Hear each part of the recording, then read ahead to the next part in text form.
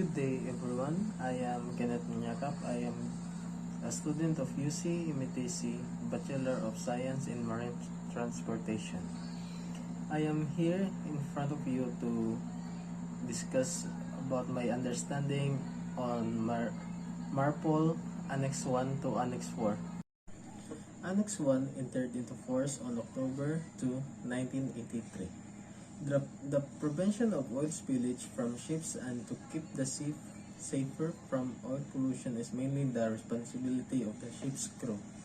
Oil from the vessels can get into the sea due to accidental spills and leakage or by the operational ignorance of the ship's crew.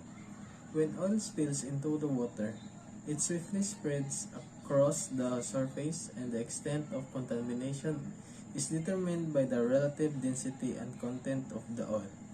Oil sheen on water has a huge impact on the sea, animals, and humans, and the consequences can be deadly.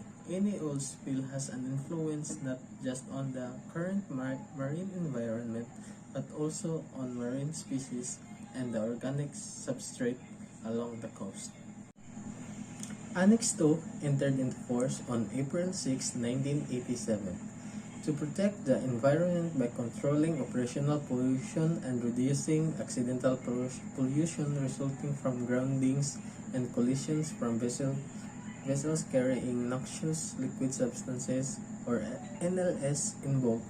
Unlike oil, most chemicals or noxious liquids will mix with water and are not easily separated from it.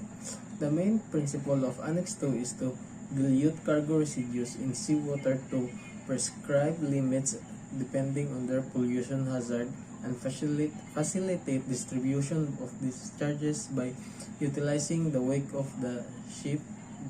The discharges are required to be made below the water line and in such a way that the water or residue mixture is retained in the ship boundary layer and carried aft when en route to be distributed by the wake astern.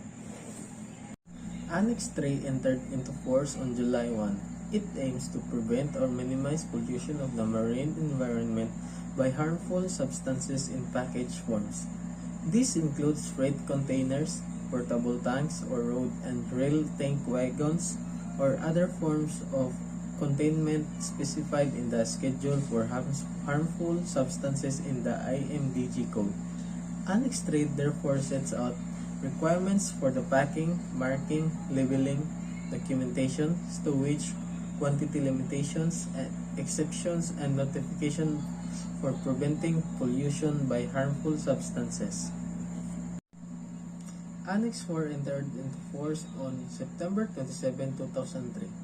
Annex 4 contains a set of regulations regarding the discharge of sewage into the sea from ships, including regulations regarding the ship's equipment and system for the control of sewage discharge, the provision of port reception facilities for sewage, and requirements for survey and certification. The discharge of raw sewage into the sea can create a health hazard. Sewage can also lead to oxygen depletion and can be an obvious visual pollution in coastal areas, a major problem for countries with tourist industry. The main sources of human-produced sewage are land-based, such as municipal sewers or treatment plants. However, the discharge of sewage into the sea from ships also contributes to marine pollution. Thank you guys for listening to my discussion or understanding about MARPOL Annex 1 to Annex 4. I hope you learned something from my discussion, and thank you very much.